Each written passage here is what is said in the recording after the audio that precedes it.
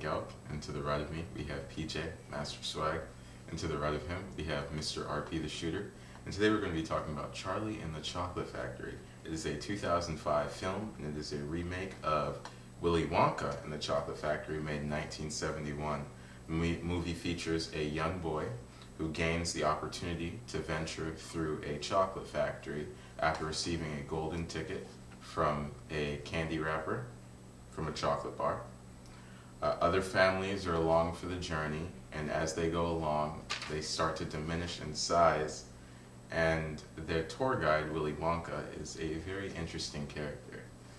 My first impression of the movie was, well, I had seen the movie before, and I knew what to expect, but the first time I saw the movie, I was like, this is just going to be about a poor boy and his struggles that he has to go through in life, and somehow he's going to magically gain something that helps him, or money, whether it's money or wealth or anything like that. But this one kind of took a different turn. It wasn't your stereotypical poor boy becomes rich kind of thing. Yeah. Well, I had already seen the movie and I read the book before I saw the movie the first time, so I knew what was going to happen, but the movie did do a good job in portraying the book and making the other movie better. It's about, like Steven said, it's about, Charlie and his poor life and all that. So it's fun for the whole family and all that, and it's a children's movie. But at the same time, it's serious, and it's a pretty cool movie from the beginning all the way throughout. I have seen both the original and this one, and also read the book. I have to say that this one took a turn for the better. It's a better movie because it's different from the book, and what you expect to happen is not what's going to happen. It goes more into Willy Wonka's backstory, which I kind of found interesting.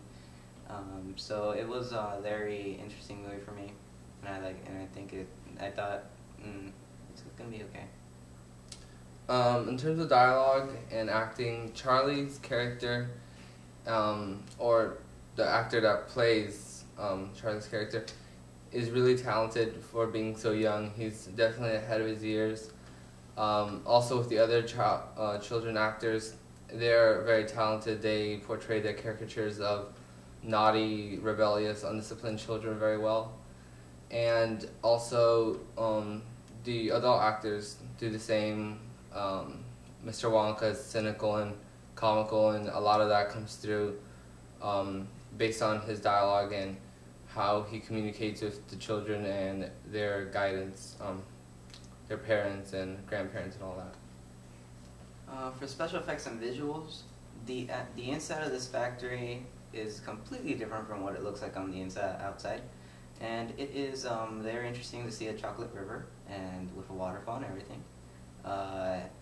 It is very well pictured movie. All the characters' costumes are representative of how they should be acting, and Willy Wonka himself looks crazy, but at the same time just annoying to me sometimes, but also smart in his own ways. Like, he knows what he's doing, and he's trying to make everything go the same way.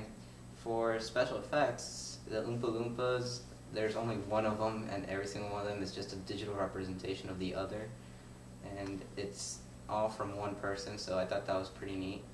And for the squirrel scene, all the squirrels, there was only 40 real ones, everything else was fake. And most of the actions the squirrels did were fake too. But everything else in the movie, everything looked great. All transitions were amazing for me. Like, everything made sense in some way, even though it's all fantasy and fiction. I really thought the visuals were great. Just to talk about the acting again, by what RP mentioned about Mr. Wonka. Mr. Wonka is played by Johnny Depp, so he's definitely eccentric, and like his other roles, he adds a certain eccentricity to his characters, and that makes it enjoyable, although it can be annoying, like RP said. And now for the ending comments. All in all, I had to say the movie was okay. Wasn't the best thing I've ever seen, but it is something, you know, you can sit down, maybe if you're bored, have nothing else to do, maybe with the family, with some popcorn, sit there, watch the movie, relax. Nothing that you have to put too much input to. I did like the story, especially Willy Wonka's backstories, as Mr. RP talked about earlier. And yeah, it was an okay movie. Well, I thought the movie had a lot more than it showed on the surface, because it does, you know, talk about the struggle with Charlie and being poor and having this fantastic adventure. But then when you look at it, based on all the children that are represented in the movie with their families, you can see how different social classes experience things differently and how they act based on that. So you can watch it just like Corpulent said, and it's fun and it doesn't really take much thinking, but it does have a lot of meaning at the same time. So it appeals to everybody in the family, whether you know you're analytical or just want to see it for having fun, whatever. It'll be a good watch.